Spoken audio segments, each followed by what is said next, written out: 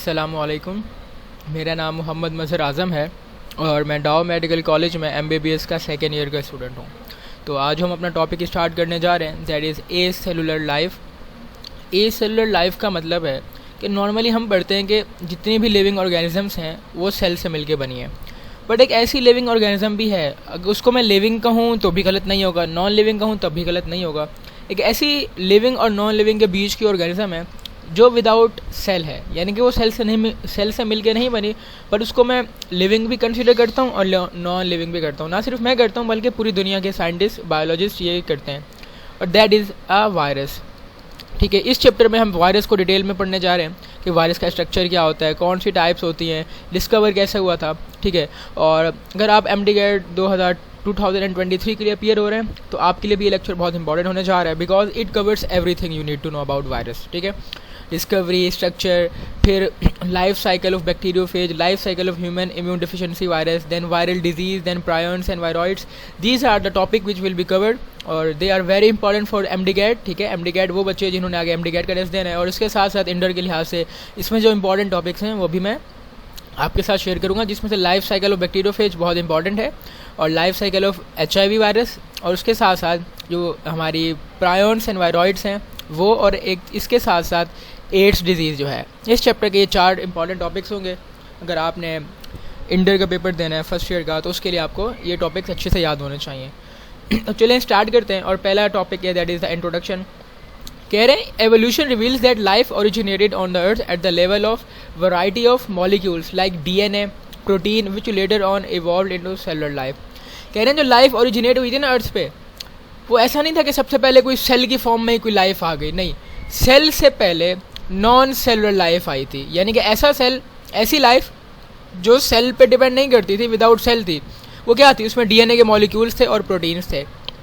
DNA और protein कोई cell नहीं है, बल्कि हाँ ये सेल का पार्ट होता है।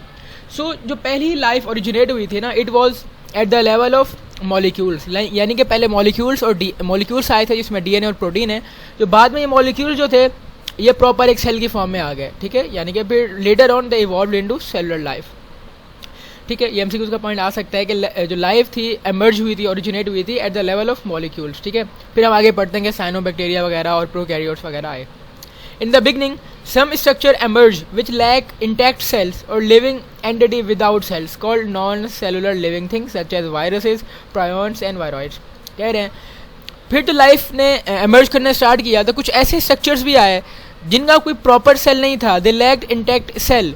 ठीक है, और या फिर कह सकते हैं कि दे वर विदाउट सेल, और उनको हम नॉन सेलुलर लिविंग थिंग कहते हैं, जिसमें वायरसेस, प्रायॉन्स एंड वायरॉइड्स ये तीनों आ जाते हैं। They are the non cellular living things. ठीक है, लिविंग थिंग को हमने 2 ग्रुप में डिवाइड कर दिया। फर्स्टली लिविंग एंटिटी और मॉलिक्यूल, यानी कि जो ओरिजिनेट हुए थे वो कुछ लिविंग एंटिटी थी या मॉलिक्यूल्स थे, जिसमें DNA वगैरह आ जाता है आपका। और फिर था हमारा second the complete cell based organism. तो लिविंग ऑर्गेनिज्म को 2 ग्रुप में डिवाइड किया, एक था लिविंग एंटिटी यानी कि मॉलिक्यूल वगैरह, और दूसरे थे कंप्लीट सेल बेस्ड ऑर्गेनिजम्स, ऐसी ऑर्गेनिज्म जो कम्प्लीटली सेल से मिलकर बनी थी। ठीक है, वायरसेस जो हैं कह रहे हैं they are a major threat to human health and countries economy. ये ह्यूमन की हेल्थ को बहुत अफेक्ट करते हैं। कहते हैं ना कि वायरस बुखार चल रहा है, वायरल चल रहा है, तो ये सब कुछ वही होता है। तो ये ह्यूमन की हेल्थ के लिए नुकसानदेह हैं और इकोनॉमी पे भी। इसकी सबसे बड़ी मिसाल कोरोना वायरस है। जो कोरोना वायरस आया और तकरीबन 2-3 साल जो है वो हम सब के ज़ाया हुए, चाहे वो स्टूडेंट्स हों। मैं अपनी बात करूँ तो जब मैंने टेस्ट देना था MD GAT का तब, और फर्स्ट ईयर का पेपर देना था, तब से कोरोना स्टार्ट हो गया था। सो फर्स्ट ईयर के हमारे एग्जाम्स नहीं हुए, देन सेकंड ईयर के हुए, और वो भी कोरोना से हमने सफ़र किया।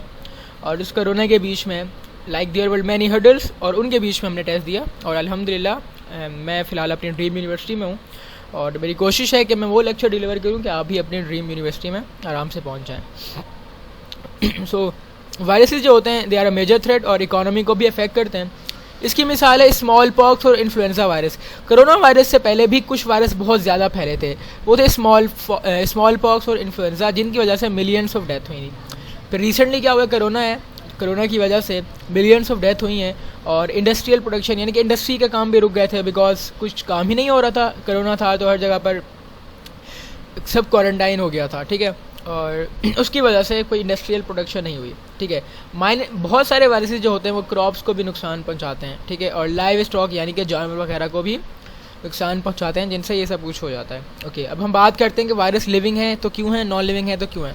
कंपैरिजन यहाँ पर दिया गया है कि वायरस को हम वायरस के अंदर कैरेक्टर होते हैं लिविंग और नॉन लिविंग दोनों के। हम इसको डिस्कस करेंगे कि लिविंग कैरेक्टर क्या होते हैं। कह रहे हैं वायरस जो होता है रेप्लिकेट करता है, यानी अपने आप को कॉपी करता है like living organism by using host cellular contents. Virus अपने आप की कॉपी बना सकते हैं, यानी एक वायरस से एक और वायरस बनेगा, यानी कि डिवीजन हो रही है ना। तो इसी डिवीजन यानी कि उसकी रिप्रोडक्शन हो रही है। तो डिवीजन हो रही है, रिप्रोडक्शन हो रही है। असल वाली रिप्रोडक्शन नहीं है, it is just a replication method, but हो तो रहा है ना। तो रेप्लिकेशन जो है, या देखो डिवीजन करने के लिए नॉर्मली सेल क्या करता है, अपने आप के अपने न्यूक्लियस को डिवाइड करता है, अपने ही कंपोनेंट यूज़ करता है। लेकिन वायरस के अंदर कोई मशीनरी नहीं होती अपने आप को कॉपी करने के लिए। तो जिस सेल के अंदर होता है ना, जिसको होस्ट सेल कहते हैं, यानी अगर किसी इंसान के अंदर है तो इंसान के अंदर मौजूद वो मशीनरी, वो सारे प्रोटीन्स, वो एंजाइम जो कि डिवीजन के लिए बहुत ज़रूरी है, उनको यूज़ करता है। तो जिस होस्ट के अंदर होता है उसके सेल्स को, उसके कंटेंट को यूज़ करके ये अपने आप को वायरस रेप्लिकेट करता है। तो रेप्लिकेशन वाली प्रॉपर्टी हो गई। इसके साथ साथ इनका अपना न्यूक्लिक एसिड होता है, या तो डीएनए होता है या आरएनए होता है एज अ जीनोम। जीनोम कहते हैं total collection of genetic material. तो वायरस के अंदर अपना डीएनए या आरएनए होता है, जैसे कि नॉर्मल लिविंग थिंग के अंदर होता है। और ये जो डीएनए और आरएनए होता है, इसकी म्यूटेशन भी होती है। जैसे कि म्यूटेशन का मतलब होता है कि डीएनए आरएनए के अंदर कोई चेंज आ जाना, जैसे कि नॉर्मल लिविंग थिंग के अंदर होती है। वायरस का जो जीनोम होता है वो डिटरमाइन करता है कि इसकी फंक्शनैलिटी क्या होगी and the formation of important biomolecules of its on structural importance. हालांकि जो हमने कहा कि वायरस के अंदर कोई अपनी मशीनरी नहीं होती जो इसको मदद देगी कि मैं अपने ये वाला स्ट्रक्चर बना लूँ, मैं अपने यानी कि अपने इंपॉर्टेंट बायोमोलिक्यूल्स बनाऊँ, अपने स्ट्रक्चर बनाऊँ, ठीक है। लेकिन वायरस के अंदर डीएनए तो आरएनए होता है ना, और डीएनए और आरएनए ही तो होता है वो चीज़ जो आपको हुक्म देती है कि आपने ये काम करना है, ये चीज़ बनानी है। सो इसके अंदर हालांकि मशीनरी नहीं है, बट डायरेक्ट करने के लिए, हुक्म देने के लिए वायरल जीनोम है जो फंक्शनैलिटी और फॉर्मेशन करवाता है नए मॉलिक्यूल्स के, जो इसकी स्ट्रक्चर के लिए बहुत ज़रूरी है। इसके साथ साथ वायरसेस के अंदर कुछ प्रोटीन्स भी होते हैं जो एंजाइम के तौर पे काम करते हैं होस्ट सेल के अंदर, ठीक है। Virus also contain some proteins which work as a enzyme in host cell. कुछ प्रोटीन्स ऐसे होते हैं जो होस्ट सेल के अंदर जाके एंजाइम के तौर पे काम करते हैं। लेकिन अगर क्या सिर्फ वायरस के अंदर वो प्रोटीन्स हों तो क्या एंजाइम के तौर पे काम करेंगे? नहीं। एंजाइम्स के तौर पे काम करने के लिए इनका किसी दूसरी लिविंग सेल्स के अंदर जाना, होस्ट सेल के अंदर जाना ज़रूरी है। वायरस जो होता है इंटरेक्ट करता है जेनेटिकली भी और फिजियोलॉजिकली भी with host organism they infect. जिस होस्ट ऑर्गेनिज्म को इन्फेक्ट करता है उसके अंदर ये कनेक्शन भी करता है, यानी कि इंटरेक्ट करता है उसके साथ, ठीक है।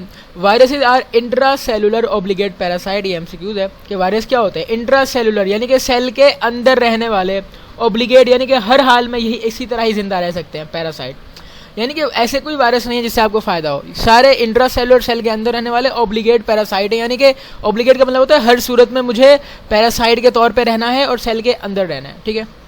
यूवी रेज जो होती है ना वो वायरस को नुकसान पहुंचा सकती हैं, ठीक है, जैसे दूसरे सेल्स को नुकसान पहुंचाती हैं। तो UV rays are very important अगर हम वायरस को डिस्ट्रॉय करना चाहते हैं, ठीक है। UV radiation, ultraviolet radiation. हम नॉन लिविंग कैरेक्टर की बात करें वायरस की, कि वायरस के अंदर नॉन लिविंग कैरेक्टर क्या आता है।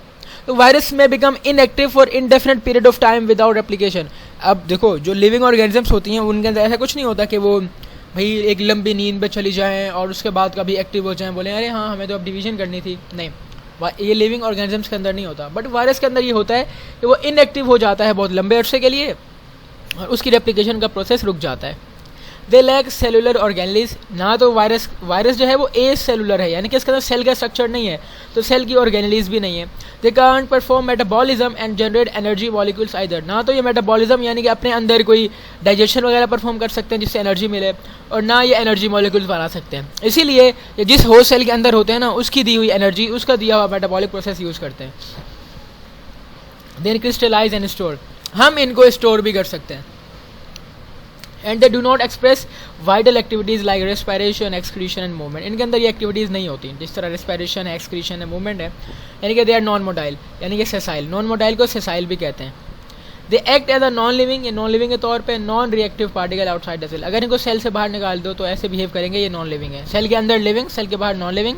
नॉन रिएक्टिव, कोई रिएक्ट नहीं करता है आउटसाइड द सेल, ठीक है। वायरस की डिस्कवरी और स्ट्रक्चर की बात करें, अच्छा मैं इसको बहुत शॉर्ट बताऊंगा। अच्छा, वायरस का मतलब होता है, ये एक वायरस जो है लैटिन वर्ड है, इसका मतलब होता है स्लाइमी, लिक्विड या पॉइजन। तो वायरस का मतलब नॉर्मली हम पॉइजन लेते हैं या आप इसको स्लाइमी, लिक्विड भी कह सकते हैं, और ये लैटिन वर्ड है। ये एमसीक्यूज़ का पॉइंट हो गया।